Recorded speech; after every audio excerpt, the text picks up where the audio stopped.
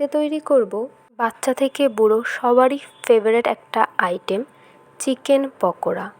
অনেকেই চিকেনের অনেক আইটেম না খেলেও এই চিকেন পকোড়া কিন্তু ওরা দিব্যি খায়। এর জন্য পরিমাণ মতো চিকেন নিয়ে তাতে নুন, লঙ্কা গুঁড়ো নিয়ে তার মধ্যে কাঁচা লঙ্কা, রসুন, আদা বাটার পেস্টটা দিয়ে দিতে হবে এবং তার মধ্যে একটা ডিম ভেঙে দিয়ে দিয়েছি।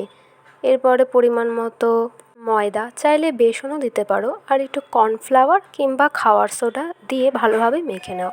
এরপরে কড়াইতে তেল গরম করতে বসিয়ে দাও। তেলটা গরম হয়ে গেলেই চিকেনের মিশ্রণটাকে নিয়ে বিস্কুটের গুঁড়ো কিংবা পাউরুটি তোমরা যা ইউজ করতে চাও ইউজ করতে পারো, গরম তেলের মধ্যে ছেড়ে দাও। আর গ্যাসের ফ্লেমটা যত সম্ভব লো রাখার চেষ্টা করবে যাতে ভালো করে ভাজাটা হয়। এতে মুচমুচেও হবে আর ভেতরের মাংসটাও কাঁচা থাকবে না।